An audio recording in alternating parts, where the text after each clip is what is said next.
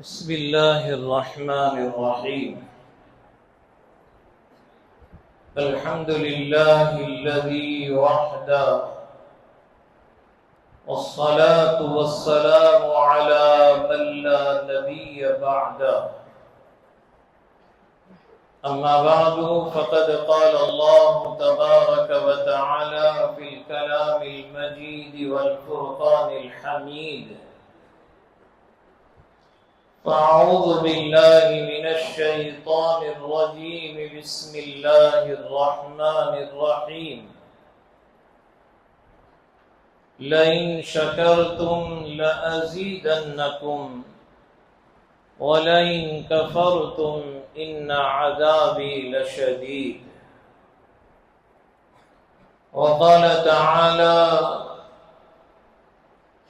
وذكر فإن الذكرى تنفع المؤمنين. وقال تعالى: قل إن صلاتي ونسكي ومحياي ومماتي لله رب العالمين. وقال النبي صلى الله عليه وسلم: إنما الأعمال بالنيات وإنما لامرئ ما نوى. فمن كانت هجرته إلى الله ورسوله فهجرته إلى الله ورسوله، ومن كانت هجرته إلى دنيا يصيبها أو امرأة ينكحها فهجرته إلى ما هاجر إليه. رواه البخاري.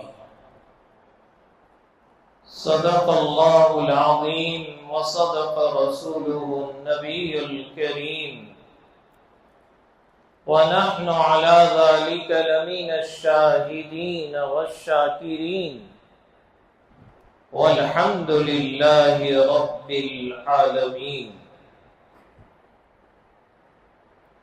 قابل قدر حضرات اساتذہ کرام اور عزیز طلبہ،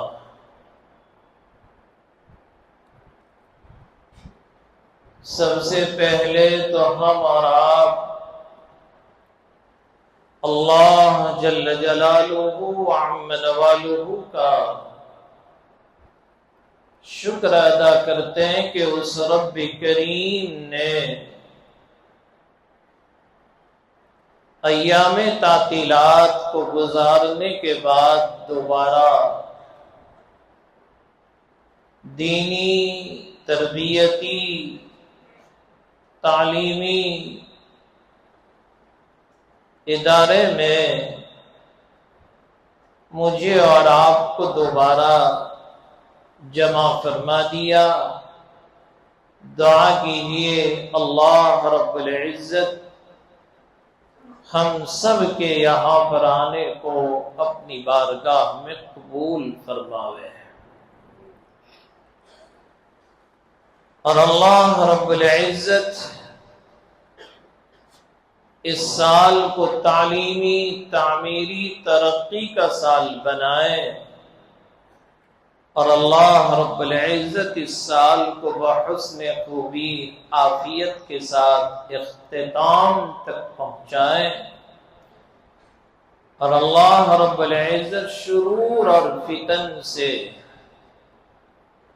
آسمانی سلطانی بلاؤں سے اللہ ہماری ادارے کی اور تمام ہی مدارس دینیہ کی اور مکاتب قرآنیہ کی اللہ حفاظت فرمائے۔ کہو آمین۔ عزیز طلبہ، سب سے پہلے تو ہم آنے والے تمام ہی طلباء کو اہلاً و سہلاً و مرحبا کہتے ہیں۔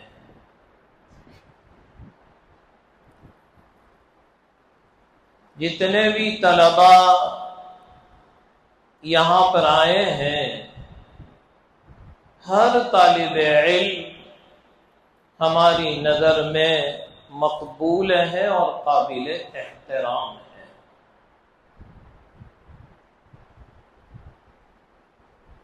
ہم اور آپ اس بات کو اچھی طرح جانتے ہیں کہ ہر ماں باپ کو اپنی اولاد سے زیادہ محبت ہوتی ہے۔ ہر ماں باپ کی یہ تمنا ہوتی ہے کہ میرا لخت جگر، میرا نور نظر میری آنکھوں سے دور نہ جائیں، لیکن اس کے باوجود بھی ان ماں باپ نے بہت ہی صبر کے ساتھ کہ جس وقت آپ رخصت ہو رہے تھے اس وقت آپ نے احساس کیا ہوگا کہ ماں کی آنکھوں میں سے آنسوں کی لڑیاں جاری ہوگی، بہنیں بھی روتی ہوگی، بھائی بھی رو رہے ہوں گے، والد بھی رو رہے ہوں گے، لیکن اس کے باوجود بھی ماں باپ نے یہ قربانی دے کر آپ کو یہاں بھیجا، اس لیے نہیں کہ آپ کے گھر پر کھانے کا انتظام نہیں تھا۔ اللہ نے ہر ایک کو نعمتوں سے نوازا ہے۔ ایسا نہیں کہ آپ کے گھر پر آپ کے رہنے کا انتظام نہیں تھا، آپ اپنے ماں باپ پر بوجھ بنے ہوئے تھے، نہیں۔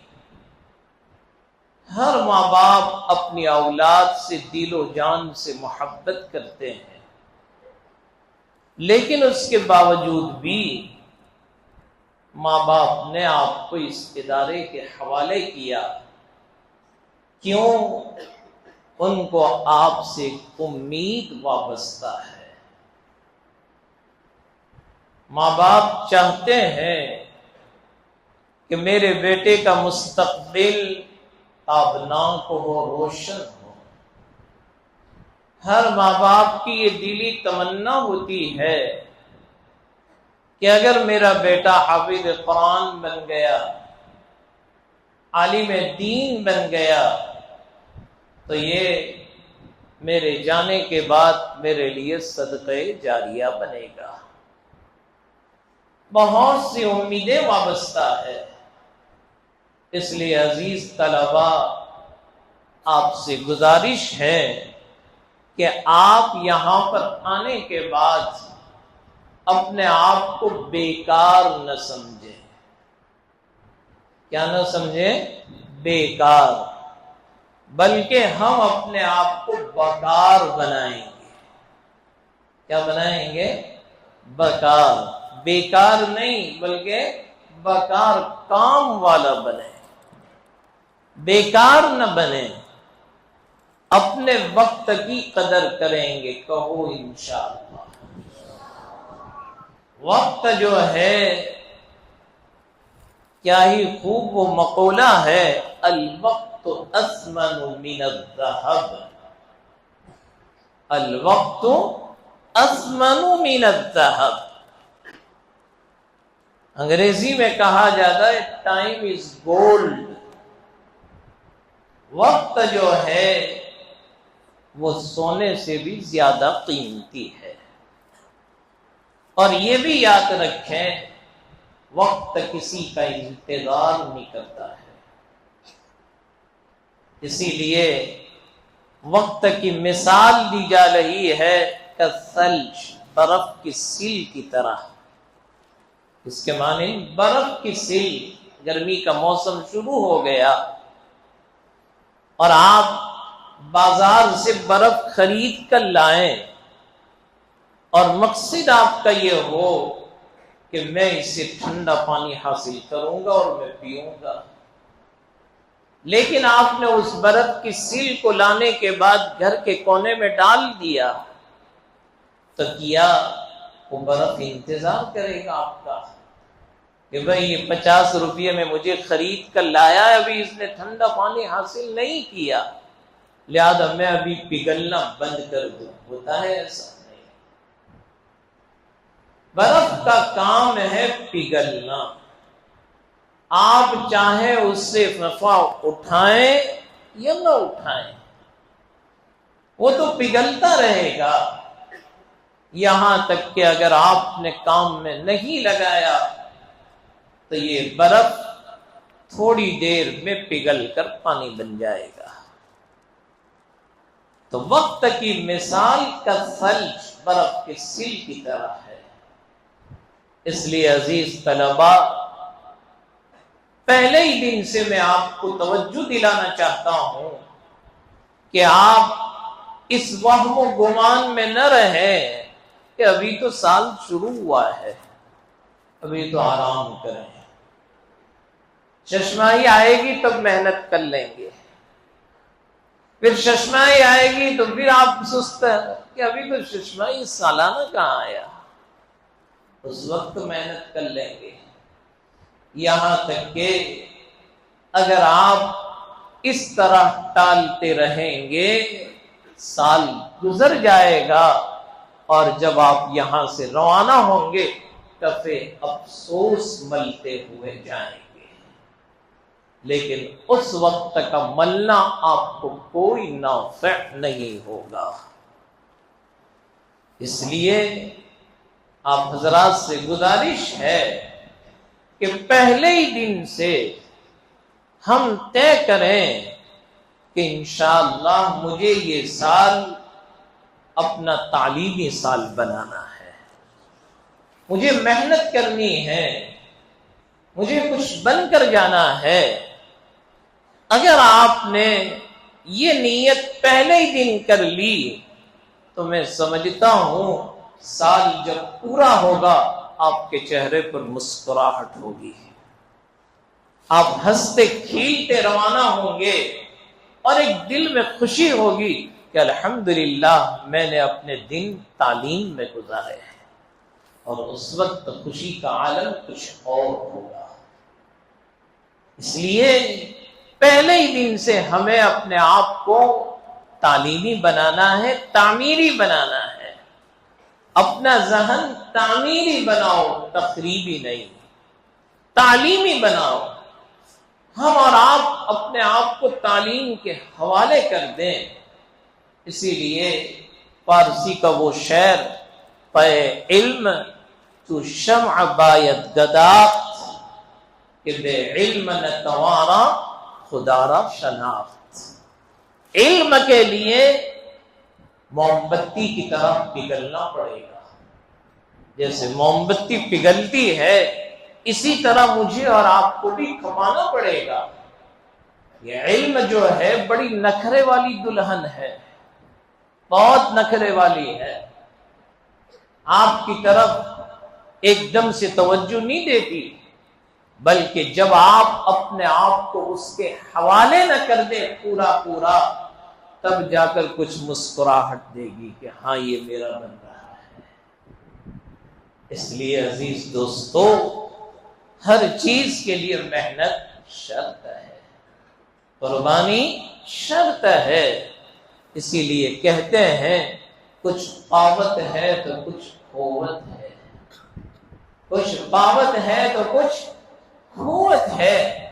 کچھ پانے کے لیے کھونا پڑے گا اپنے آپ کو.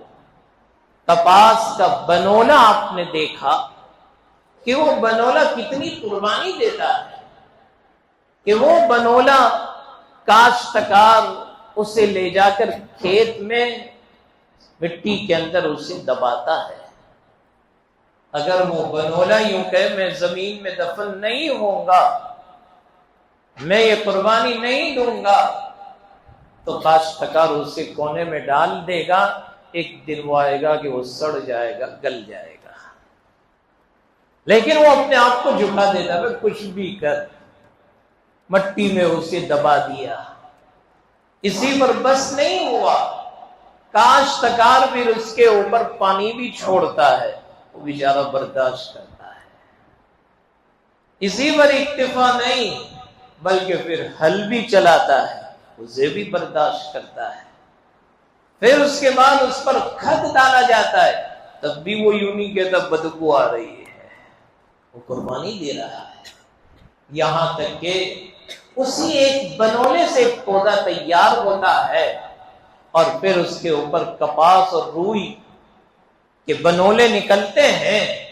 ایک بنولے نے جب قربانی دی، اس سے کپاس اور روئی تیار ہوئی، پھر اس کے بعد کاشتکار اس کو توڑ کر لاتا ہے، اور پھر اس کو میل میں ڈالا جاتا ہے، اور پھر وہاں سے نکل کر کپڑا تیار ہوتا ہے، تب جا کر یا تو وہ کسی بادشاہ کا یا دلہن کا لباس بنتا ہے، یا کسی کا کفن بنتا ہے۔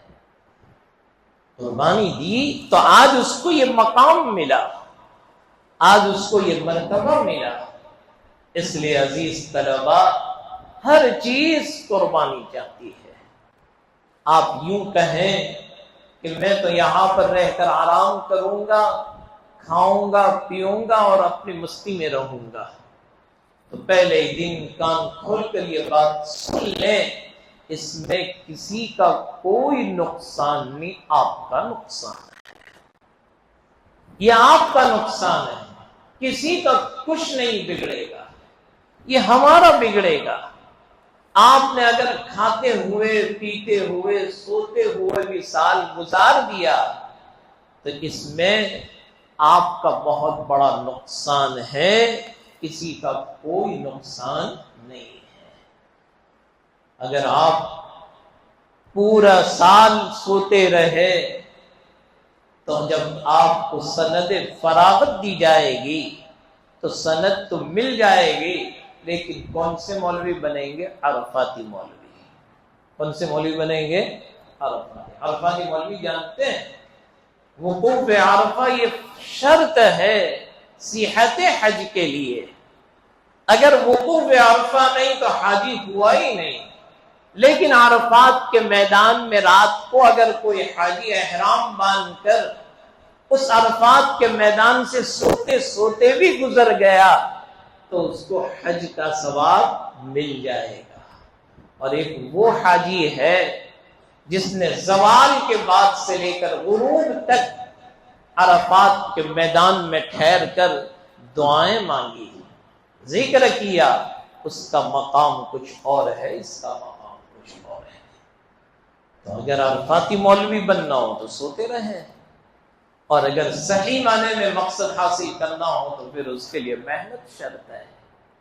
اس لیے عزیز طلبا، آپ حضرات پہلے ہی دن سے اپنا ایک نظام بنائیں، اپنا ایک نظام بنائیں کہ مجھے یہاں پر کیوں میرے ماں باپ نے بھیجا ہے۔ اپنے آپ کو پہچانو، من عرف نفسہ فقد عرف ربہ، من عرف نفسہ فقد عرف ربہ، جس نے اپنے آپ کو پہچانا اس نے اپنے رب کی معرفت حاصل کر لی، جس نے اپنے آپ کو نہیں پہچانا اس نے اپنے رب کو بھی نہیں پہچانا۔ دیکھا ہوگا آپ نے وہ لطیفہ مشہور ہے کہ ایک صاحب شیر کا چھوٹا سا بچہ لے کر آ گیا جنگل سے، اور اس نے بکریوں کی ریوڑ میں چھوڑ دیا، تو وہ بکریوں کے ساتھ جنگل جا رہا ہے، چر رہا ہے، آ رہا، کوئی خوف نہیں، کیونکہ وہ بھی بیچارہ یہ سمجھتا رہا میں بھی ایک بکری ہوں، اس نے اپنے آپ کو پہچانا نہیں۔ لیکن جب شیر نے دیکھا کہ یہ تو میری برادری کا آدمی اور یہ بکریوں کے ساتھ چل رہا ہے، شاید یہ اپنی اصلیت بھول چکا ہے، اس نے اشارے سے بلایا اور بلا کر یوں کہا کہ چل میرے ساتھ سمندر کے کنارے پر۔ دونوں سمندر کے کنارے پر پہنچے اور پانی کے اندر دونوں نے اپنی شکلیں دیکھی، تو وہ بکریوں کے ساتھ رہنے والے نے دیکھا کہ میری شکل اس کی شکل ملتی جلتی ہے، اب کچھ معرفت آئی، اپنی پہچان۔ پھر اس شیر نے ایک دھاڑ لگائی تو پرندے نیچے گر گئے، تو اس سے کہا تو دھاڑ لگا، تو اس نے بھی دھاڑ ماری، تو اس سے پرندے نیچے آئے، اب اس کی طاقت کا پتہ اسے چلا۔ اب وہی شیر اسی بکریوں کے ریور میں جب جا رہا ہے، کچھ دنوں پہلے حال یہ تھا کہ وہ ان کے ساتھ چل رہا تھا، جاتے ہی آج بکریوں کو چیرنا اور پڑھنا شروع کر دیا. کیوں؟ اپنی معرفت حاصل ہوئی کہ میری طاقت کیا ہے، میں کتنا طاقتور ہوں. اسی طرح ہمیں اپنے آپ کو پہچاننا پڑے گا کہ میں کیوں ہوں، میں کیا ہوں، مجھے کیوں یہاں پر بھیجا گیا ہے. اس لیے عزیز دوستو، پہلے ہی دن سے ہمیں اپنا ہدف طے کرنا پڑے گا کہ میرا ہدف کیا ہے، میرا گول کیا ہے، میرا مقصد کیا ہے. اس لیے آپ حضرات اپنے مقصد کو سامنے رکھ کر اپنا کام پہلے ہی دن سے شروع کرتے ہیں. طالب علمی کا زمانہ یہ کوئی فراغ حالی کا زمانہ نہیں ہے. بہت سے طلبہ یوں سمجھتے ہیں کہ طالب علمی کا زمانہ یعنی فراغ کا زمانہ. نہیں عزیز دوستو، فراغی کا زمانہ نہیں ہے. یہ تو اپنے آپ کو بنانے کا وقت ہے، یہ تو محنت کرنے کا وقت ہے. ہمارے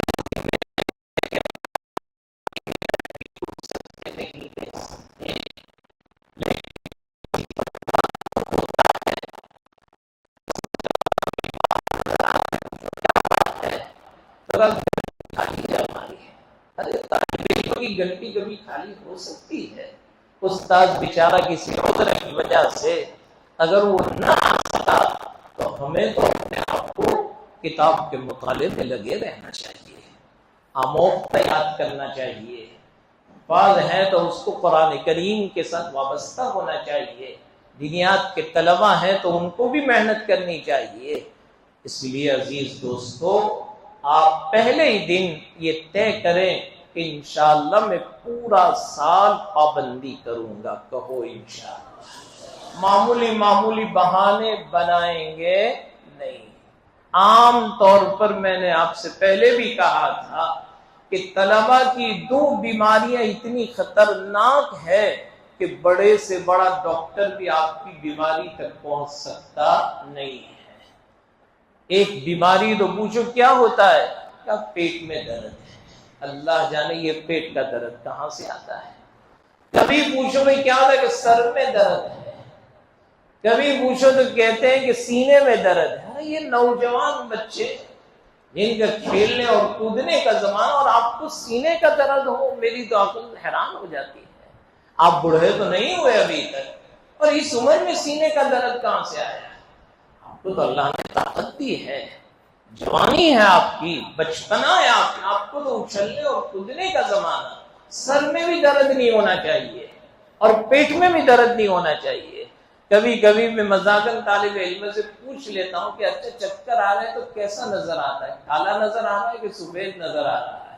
اور وہ بیچارہ ششو پنج میں پڑ جائے. کیا جواب دوں، اب کیا میں جواب دوں. کالا بولو تب بھی مرا، سفید بولو تب بھی مر جائے. اس لیے یہ معمولی بہانے نہیں بنانے چاہیے. اس میں آپ کا نقصان ہے. ایک دن کی سبق کی غیر حاضری 40 دن کی برکت کو ختم کر دیتی ہے. اس لیے آپ حضرات ایسے بہانے بالکل نہ بنائیں، بلکہ ہم اپنے وقت کی قدر کریں، یاد کریں، پیچھے لگ جائیں. اللہ نے ہر ایک کو حافظ عطا فرمایا ہے، کوئی کن ذہن نہیں ہے. ماشاءاللہ سب کو اللہ نے حافظ دیے ہیں. لیکن من جد وجد، محنت شرط ہے. آپ کے لیے محنت شرط ہے. جتنی محنت کریں گے علم آپ کے پاس آیا. العلم لا يعطيك بعدك حتى تعطيه كلك. العلم لا يعطيك بعد حتى تعطيه كلك. علم اپنا بعد حصہ تجھے اس وقت تک نہیں دے گا جب تک کہ تو پورا اپنے آپ کو اس کے حوالے نہ کرتے ہیں. اس لیے عزیز دوستو، ہمیں ان ایام کی قدردانی کرنی چاہیے. جب آپ کا زمانہ پورا ہو جائے گا کوئی آپ کو کہنے نہیں آئے گا کہ میں پڑھنے کے لیے بیٹھوں. ابھی وقت ہے، نماز کا اہتمام کریں گے انشاءاللہ. آج بھی ظہر میں بہت سے بڑے تاخیر سے آ رہے ہیں، چھوٹے طلبا تو آ کر بیٹھ گئے. بار بار ایک بات کو کہا جا رہا ہے، پہلے دن سے یہ طے کرو کہ سال بھر انشاءاللہ میں کوشش کروں گا کہ میری تکبیر اولا فوت نہیں ہوگی. کون کوشش کرے؟ ہاتھ اٹھاؤ ذرا. پہلے ہی دن ماشاءاللہ یہ طے کرو مار کے زور سے نہیں، ہر آدمی یہ طے کرے، خاص طور پر بڑے طلبا جو کتب میں ہیں، حفظ میں ہیں، تکبیر اولا ہماری فوت نہیں ہونی چاہیے، اس کی ہم محنت کریں۔ ابھی بھی کل ہوا تھا تو عید کے بعد ایک صاحب ملنے کے لیے، بڑے نیک آدمی، ان کے ساتھ بیٹھے ہوئے تھے، میں نے کہا آج بھی ایسے لوگ موجود ہیں۔ انہوں نے مجھے یوں کہا کہ مولانا مامو آپ ملے نہیں عیدگاہ میں، کہاں آپ نظر نہیں آئے، اس لیے میں آپ کی ملاقات کے لیے یہاں پر گھر پر آیا۔ بیٹھے، ان کا اکرام کیا، پھر میں نے ان سے کہا کہ بھائی آج جمعہ میں بل بیان تھا، آپ نظر نہیں آئے، تو کہا میں اعتکاف میں تھا۔ پھر وہ کہنے لگے کہ مولانا تحدیث بالنعمت کے طور پر کہہ رہا ہوں کہ میں نے اپنے آپ کو اس بات کا پابند بنایا، کوئی عالم نہیں، کوئی حافظ نہیں، غیر عالم کی بات کر رہا ہوں۔ انہوں نے مجھے یوں کہا کہ 17 سال ہوئے الحمدللہ میری تکبیر اولیٰ فوت نہیں ہوئی۔ ایسے لوگ آج دنیا میں موجود ہیں، اور ہمارے طلبا ہی آرام سے آئیں گے۔ بہت دکھ ہوتا ہے، ارے بھائی اذان ہوئی، اب کسی کا انتظار کیوں کرنا کہ استاد آئیں گے اور میں جاؤں گا، ہم خود چل پڑے، ہمیں خود مسجد کی طرف سبقت کرنی چاہیے۔ اللہ کے نبی صلی اللہ علیہ وسلم نے ارشاد فرمایا فذالکم الرباط، فذالکم الرباط، کہا مسجدوں کی طرف پیدل چلنے میں ایک دوسرے سے مسابقہ کرنے کی چیز یہ ہے کثرت الخطا الی المساجد، کثرت الخطا الی المساجد، مسجدوں کی طرف پیدل چل کر جانا۔ آج بھی میں نے دیکھا کہ ظہر میں میں تو قرآن کی تلاوت کر رہا تھا، وقت ہو چکا اور ہمارے طلبا خرامہ آ رہے ہیں۔ اہتمام کرو بھائی، نماز زندگی میں نہیں تو یہ سب بیکار ہے ہمارے لیے۔ نماز کی پابندی بہت ضروری ہے، کوشش یہ کریں کہ صف اولیٰ میں نماز پڑھیں، تکبیر اولیٰ کے ساتھ میری نماز ہو، دن بھر طے کرو، انشاءاللہ کوئی کام مشکل نہیں ہے، مشکل نیست کے آسان شبت، کوئی مشکل کام ایسا نہیں جو آسان نہ ہو، لیکن دل پر لیں، آپ ایک بات طے کر لیں کہ مجھے اپنے نفس کو مارنا ہے، مجھے اپنے نفس کو مارنا ہے۔ لہذا یہ نفس جو ہے نا بڑا خطرناک دشمن ہے۔ وما ابرئ نفسی ان النفس لامارۃ بالسوء الا ما رحم ربی۔ لہذا آپ حضرات سے گزارش ہے کہ تکبیر اولیٰ کا اہتمام کریں گے، نماز میں جلدی آ گئے، مسجد کے ادب اور احترام کریں، ہمارا مسجد کا نظام مضبوط ہو، کوئی طالب علم بیکار نہ بیٹھے، قرآن کی تلاوت کر رہے ہیں، کتاب والے ہیں تو وہ کوئی کتاب لے کر اپنی کتاب دیکھیں، صف میں بیٹھ کر، ایک ہمارا ماحول ایسا ہونا چاہیے، تو مسجد کا نظام منظم کریں گے، کہو انشاءاللہ۔ دوسرا ہمارا صفائی ستھرائی یہ بہت ضروری ہے، الطہارۃ شطر الایمان کہا گیا، پاکی آدھا ایمان ہے۔ لہذا ہم اپنی درسگاہ، اپنا احاطہ، دار الاقامہ، اپنا میدان صاف ستھرا رکھیں، کوئی کچرا بھی ادھر ادھر گرا ہوا ہو ہم اٹھا لیں، ایسا نہ ہو کہ بھئی تو اس نے ڈالا ہے، کوئی بات نہیں، ہم اٹھا لیں۔ اللہ کے نبی صلی اللہ علیہ وسلم نے ارشاد فرمایا کہ اگر کسی آدمی نے راستے سے تکلیف دینے والی چیز کو ہٹا دیا، اماطۃ الاذی عن الطریق، راستے سے تکلیف دینے والی چیز کو ہٹا دینا، یہ صدقہ، یہ بھی کیا ہے؟ صدقہ ہے۔ اللہ نے اس عمل کی بنیاد پر ان کو جنت کا مستحق بنا دیا۔ اس لیے عزیز طلبہ ہم پورا صفائی کا خیال رکھیں گے، خاص طور پر چھوٹے طلبہ کو میں توجہ دلانا چاہوں گا کہ بہت سے بچے ہمارے وہ کھائیں گے اور وہی راستے میں کچرا ڈال دیں۔ ارے کچرا پیٹ رکھی ہوئی ہے، 2 قدم چل کے ہم اس میں ڈالیں، ادھر ادھر تھوکے نہیں، گندا نہ کریں۔ جتنا آپ ستھرے رہیں گے، آپ کا لباس، آپ کے ہاتھ، آپ کے ناخن صاف ستھرے ہوں گے، آپ کی صحت اچھی رہے گی۔ ہیلتھ از ویلتھ، اگر ہماری صحت اچھی تو ہمارا سب کچھ اچھا ہے۔ اپنی صحت کا ہم خوب خیال رکھیں، ایسا نہ ہو کہ ہم گندے رہیں۔ بہت سے تو بیچارے وہ طلبا ہیں جو ٹوپی کو مہینہ مہینہ گزر جاتا ہے پانی کی زیارت بھی نہیں کرواتے ہیں، اگر کسی کو سنگا دی جاوے تو وہ بھی بیچارہ بے ہوش ہو جائے گا۔ ایسا نہیں ہونا چاہیے۔ طالب علم کے کپڑے صاف ہو، سفید کپڑے کا میں نے اعلان کر دیا تھا، کوئی بھی طالب علم جو 2-3 نظر آ رہے ہیں آئندہ کل سے ان کا لباس پچرنگی چلے گا نہیں۔ اساتذہ بھی اس پر خاص توجہ دیں گے، کسی بھی طالب علم کو کلرنگ لباس پہننے نہیں دیں گے۔ ٹوپیاں بھی یہ کالی ہے پیلی ہے وہ سب ٹوپیاں نہیں ہونی چاہیے، سفید ٹوپی ہو۔ دیکھو نماز پڑھنے میں کیسی طبیعتیں لگتی ہے، سکون آتا ہے۔ ظاہر کا اثر باطن پر پڑتا ہے، ظاہر کا اثر باطن پر پڑتا ہے۔ اسی لیے حدیث میں آتا ہے، قرآن کریم میں ارشاد فرمایا وَإِن مِّن شَيْءٍ إِلَّا يُسَبِّحُ بِحَمْدِهِ، ہر چیز اللہ کی تسبیح بیان کرتی ہے، سفید کپڑا بھی اللہ کی تسبیح پڑھتا ہے۔ جب یہ سفید کپڑا تسبیح پڑھ رہا ہوگا تو ہماری نمازوں میں طبیعتیں لگے گی، درسگاہ میں ہمارا دل لگے گا، لیکن جیسے یہ میلا ہوتا ہے یہ اس کی موت کا وقت ہے، پھر وہ اللہ کا ذکر کرنا چھوڑ دیتا ہے۔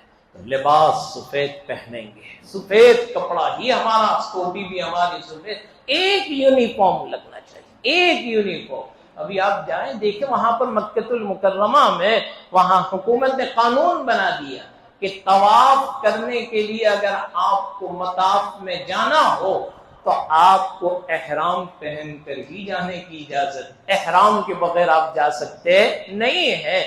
تو ہم نے وہاں ایک مرتبہ پوچھا کہ یہ کیوں؟ تو کہا بادشاہ کی یہ تمنا ہے کہ وہ یوں چاہتے ہیں کہ جتنے بھی طواف کرنے والے ہیں طائفین وہ سب ایک لباس میں ہونے چاہیے، ایک یونیفارم ہونا چاہیے، لہذا وہاں کوئی بغیر احرام کے مطاف کے اندر اب جا سکتا نہیں ہے۔ اگر آپ کو اپنے کپڑوں میں طواف کرنا ہو تو اوپر کے حصے میں جانا پڑے گا، مطاف میں آپ کو بالکل جانے کی اجازت نہیں، وہاں پر شرطہ کھڑا ہے۔ آپ دوسرے لباس میں ہوں گے تو کہا کہ آپ وہاں سے جائیے، یہاں سے آپ کو اجازت نہیں۔ ایک یونیفارم ہے، ایک ادب ہے، ایک احترام ہے ہر چیز کا۔ اللہ رب العزت نے قرآن کریم میں ارشاد فرمایا کہ اخلع نعلیک فإنک بالوادی المقدس طوی، اخلع نعلیک، حضرت موسیٰ سے بھی کہا جوتے باہر اتار کر آؤ، یہ ہماری جگہ پاکی مقدس ہے، اس میں جوتے پہن کر آنا ادب کے خلاف ہے، ادب کے خلاف ہے۔ ظاہری بات ہے ہر چیز کا ادب ہے، تو ہم سفید لباس پہنیں گے۔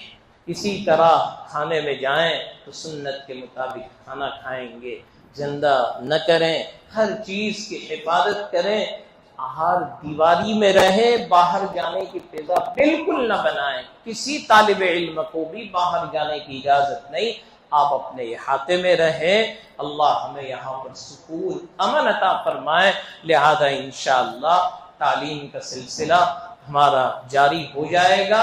دعا کیجئے اللہ رب العزت خیر و عافیت کے ساتھ سال کو پورا فرمائے، اور بھی بہت سی باتیں انشاءاللہ وقتاً فوقتاً آپ کے سامنے آتی رہے گی۔ دعا کرتے ہیں اللہ رب العزت ہم سب کو علم دین کی دولت سے مالا مال فرمائے۔ درود شریف پڑھ لیں۔ اللہم صلی علی سیدنا و مولانا محمد وعلی آل سیدنا و مولانا محمد وبارک وسلم۔ اللہم لک الحمد کلو ولک الشکر کلو وإلیک یرجع الامر کلو۔ جزا اللہ عنا نبینا محمد صلی اللہ علیہ وسلم ما هو اہلہ۔ اللہم اغفر لنا وارحمنا واہد بنا واہد الناس جميعا۔ اللہم انا نسألک رضاک والجنہ ونعوذ بک من سخطک والنار۔ اللہم انا نسألک علما نافعا ورزقا حلالا واسعا وعملا متقبلا وشفاء من كل داء۔ اللهم إنا نعوذ بك من علم لا ينفع ومن قلب لا يخشع ومن نفس لا تشبع ومن عين لا تبكي ومن دعاء لا يسمع۔ یا رحمن یا رحیم یا کریم یا غفار الذنوب یا ارحم الراحمین، یا راحم المساکین، یا ذی القوة المتین، یا اول الاولین و یا آخر الآخرین۔ یا اللہ ہم سب کے گناہوں کو معاف فرما، سیئات کو حسنات سے مبدل فرما، اعمال صالحہ کی توفیق عطا فرما، بداعمالی سے پوری حفاظت فرما۔ اے رب کریم تو رحم کا، کرم کا، فضل کا، عافیت کا معاملہ فرما۔ یا اللہ تیرا کرم، تیرا فضل، تیرا احسان، ہم تیرا جتنا بھی شکر ادا کرے اتنا کم ہے کہ تو نے ہمیں ایک بہترین مشغلے کے ساتھ وابستگی عطا فرمائی ہے۔ یا اللہ موت تک اس کے ساتھ وابستگی عطا فرما۔ یا اللہ ہم سب کو علم دین کی دولت سے مالا مال فرما، علم نافع عطا فرما۔ اے اللہ ہمارے یہ جتنے طلباء یہاں پر آئے ہوئے ہیں، اے رب کریم ان میں سے ہر ایک کی بہترین تربیت فرما، ان کے سینوں کو علم کے نور سے منور فرما۔ یا اللہ ان کی بہترین تربیت فرما۔ اے رب کریم ان کو محروم نہ فرما۔ یہ رب کریم ان کے علم میں خوب برکتیں عطا فرما۔ یا اللہ جو جس شعبے میں پڑھ رہا ہے ہر ایک کو بھرپور کامیابی عطا فرما، ان کو ان کے ماں باپ کی آنکھوں کی ٹھنڈک بنا، قرۃ عین بنا۔ اے رب کریم کسی کو بھی محروم نہ فرما۔ یا اللہ ہمارے اس سال کو تعلیمی سال بنا، تعمیری سال بنا، ترقی کا سال بنا، عافیت کے ساتھ سال کو پورا فرما۔ یا اللہ ہماری ہر ضرورت کو اپنے خزانے غیب سے پورا فرما۔ یا اللہ تیری ذات کے علاوہ ہمیں کسی کا محتاج نہ بنا۔ یا اللہ تمام مدارس مکاتب کی حفاظت فرما، جامعہ کی حفاظت فرما۔ اے رب کریم تمام مدارس کے سال کو تعلیمی سال بنا، ترقی کا سال بنا، ہر ایک کے سال کو عافیت کے ساتھ پورا فرما۔ شرور اور فتن سے ہماری اور تمام اداروں کی اور امت مسلمہ کی حفاظت فرما۔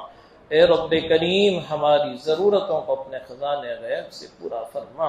یا اللہ اے رب کریم ہمارے ادارے کے جتنے بھی محسنین، معاونین، بانیین جو تیرے پاس آ چکے ہیں، خصوصاً حاجی احمد صاحب، مولانا ابو الخیر صاحب اور ام محترم حضرت مولانا وستانوی صاحب، اور جتنے بھی ہمارے دوسرے محسنین ہیں، حاجی اقبال با ہے، اے اللہ حاجی اشرف ہے، اے رب کریم حاجی یاسین ہے، اور جتنے بھی محسنین معاونین تیرے پاس آ چکے ہیں ان سب کی بال بال مغفرت فرما، انہیں کروٹ کروٹ جنت نصیب فرما، ان کی درجات کو بلند فرما، ان کی قبروں پر خصوصی رحمتیں نازل فرما، اور اتنے محسنین معاونین بقید حیات ہے یا اللہ ان کی روزیوں میں بے انتہا برکتیں عطا فرما، ان کو عزتیں عطا فرما، انہیں عافیت والی، برکت والی، وسعت والی، حلال پاکیزہ روزی عطا فرما۔